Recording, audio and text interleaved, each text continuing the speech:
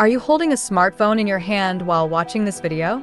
Or maybe you're dreaming about owning an electric car gliding effortlessly down the street. Whether you realize it or not, the technology you use and the comfortable life we enjoy today depends entirely on a mysterious group of elements buried deep within the Earth. Scientists call them the vitamins of modern industry. High-tech devices simply cannot exist without them. These are rare earth elements. But why is it that from Washington to Beijing, and inside every major power's strategic planning, rare earths are mentioned with such desire and such deep concern? Why is the entire world rushing into a fierce competition to control them, a struggle comparable to the oil wars of the last century? And why should you, an ordinary person, care about these hidden forces shaping the world? Let's pull back the curtain and uncover the true power of the elements quietly defining the 21st century. What exactly are rare earths? Don't let the name fool you.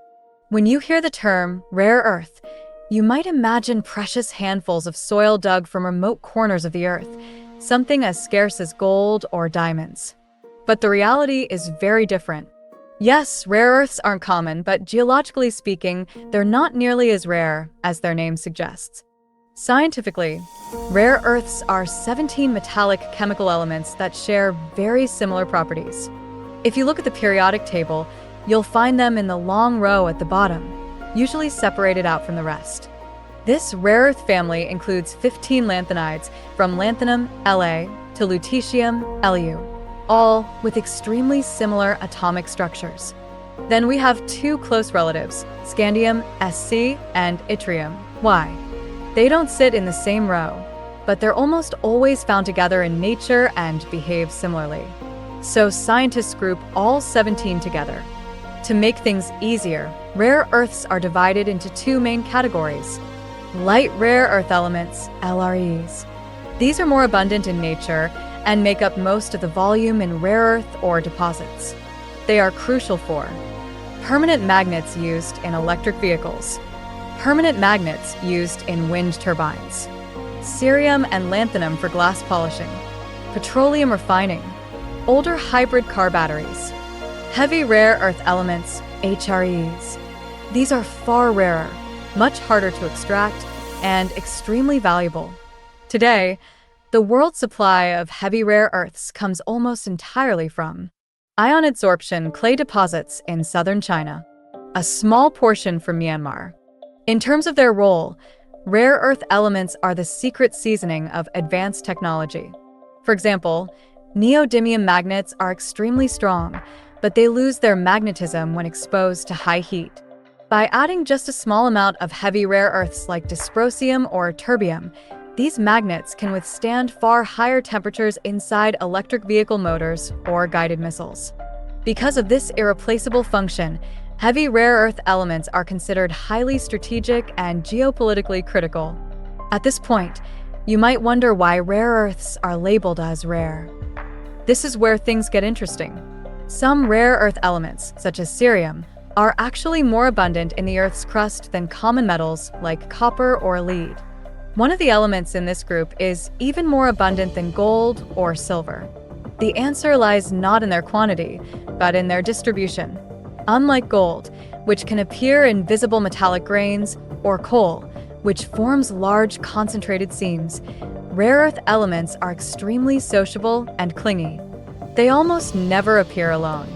In nature, they are thinly dispersed, sticking tightly to one another, or bonding in complex ways with elements like oxygen or phosphate inside ore deposits. Extracting rare earths is like trying to separate ingredients from a fully blended smoothie. You can't just pick them out. The atomic structures of the 17 rare earth elements are so similar that their chemical reactions behave almost identically. To isolate even a single pure element, thousands of chemical processes must be repeated across vats of acid and solvents. This process is not only a technological nightmare, it is extremely costly and produces large amounts of toxic waste. It is these challenges in separation and purification that make rare earths expensive and strategic. The essential role of rare earths in modern industry. Rare earths form the foundational materials that determine performance, size, and durability in modern technology. Even though they typically make up only a tiny fraction of a final product's mass, their magnetic, optical, and chemical properties are impossible to replace. Consumer electronics. Modern mobile devices achieve their compact size and high performance thanks to specific rare earth applications. Display technology. Red colors come from europium. The green colors come from terbium. Yttrium is often used as the base material for these phosphors. Without them, screens would not be able to reproduce accurate colors or high brightness. Audio and vibration. To shrink speakers and earphones while keeping loud, high-quality sound, manufacturers use neodymium magnets, the strongest permanent magnets available. These magnets also power the vibration motors inside smartphones.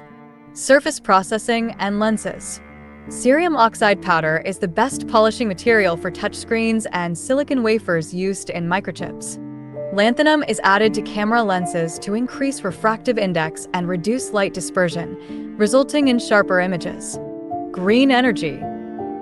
The transition to renewable energy depends directly on converting electrical energy into mechanical energy with the highest possible efficiency. Electric vehicle motors and wind turbine generators rely on neodymium iron boron magnets, which have extremely high magnetic energy density. This allows motors to be smaller, lighter, and more energy efficient. However, neodymium magnets naturally lose magnetism at high temperatures. To solve this, manufacturers must add dysprosium or terbium, heavy rare earth elements that help magnets maintain stable magnetism even when engines heat up. This ensures electric vehicles operate safely and reliably. Defense and military technology. Modern weapon systems demand extreme precision, high heat tolerance, and exceptional efficiency, all properties supported by rare earth elements. An F-35 stealth fighter contains around 417 kilograms of rare earth materials. They're used in actuators that control flight surfaces, in stealth coatings, and in radar systems. Military systems often use samarium cobalt magnets, which are more heat-resistant and reliable than neodymium magnets used in civilian products. Although samarium magnets are slightly weaker than neodymium magnets, they can operate at far higher temperatures and resist corrosion. This makes them ideal for extreme environments, such as missile engines and military radar systems. Laser and optical technology. Yttrium and neodymium are core components of solid-state lasers used for range-finding and target designation in guided weapons. Lanthanum is used in night vision optics to enhance light capture in low-light environments. Why major powers are competing for rare earths. If oil defined global conflict in the 20th century, then in the 21st century, the quiet but most intense competition revolves around rare earth elements. The reason is not the scarcity of the minerals themselves, but the near-total dominance of one country, China.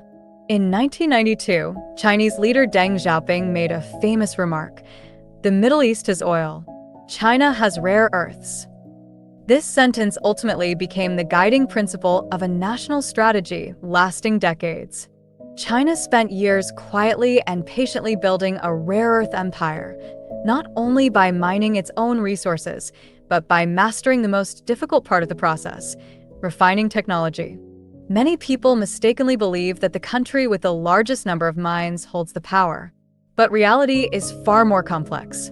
The rare earth supply chain has two main stages. 1. Mining. Digging up ore from the ground, something many countries can do, including the United States, Australia, and Vietnam. 2. Processing and refining. This is the global choke point. As explained earlier, separating rare earth elements from one another is a chemical and environmental nightmare. While Western countries shut down their refineries due to pollution concerns and high costs, China accepted the trade-offs and aggressively invested in this technology. The result? Today, even if the ore is mined in the US or Australia, it often has to be shipped to China for processing. China now controls 85 to 90% of the world's refining capacity. This gives China the power to determine the usable supply of rare earths for the entire planet. This dominance grants China a formidable form of soft power, which the world has already experienced through two major events. The 2010 shock. After a collision between a Chinese fishing boat and a Japanese patrol ship near the disputed Senkaku Islands, China quietly restricted rare earth exports to Japan. Prices skyrocketed by hundreds of %. Japan's electronics and automotive industries plunged into crisis due to material shortages. The 2023 reminder. In 2023, China tightened export controls on gallium and germanium, two materials crucial for semiconductors and radar systems. These aren't rare earth elements by definition, but the message to the West was unmistakable. China controls key inputs for high technology, and it can shut off the supply at any time. Because of this dangerous dependency, the US, Europe, Japan, and their allies are racing to break China's monopoly. They refuse to let their military security or their clean energy future rely on a strategic rival. Efforts to diversify supply are accelerating, restarting the Mountain Pass mine in California, supporting Australia's Linus Corporation, and seeking new partners in Vietnam and Africa. Rare earths have now become the oil of the 21st century, a strategic resource that will shape superpower status in the new global order. Turning points that are redrawing the global map. The year 2025 marks an unprecedented period of upheaval in the global rare earth market. Old data is becoming obsolete, new alliances are forming, and mineral resources have officially moved to the center of geopolitical negotiations. The U.S. China split has officially ended the era of mutual dependence. In April 2025, MP Materials, the company that owns Mountain Pass, America's largest and most strategic rare earth mine, made a historic announcement. First, it stopped exporting to China entirely. For years, MP Materials mined ore in the United States, but still had to ship it to China for refining. In 2025, the company declared that this process would end for good. Instead, the ore will now be processed domestically at newly built American facilities. This marks a clear signal. The United States has begun closing its rare earth supply chain, achieving domestic control from extraction to refinement to magnet production. The world is officially splitting into two rare earth ecosystems, one dominated by China and one built by the US and its Western allies. A new currency on the negotiation table in Eastern Europe.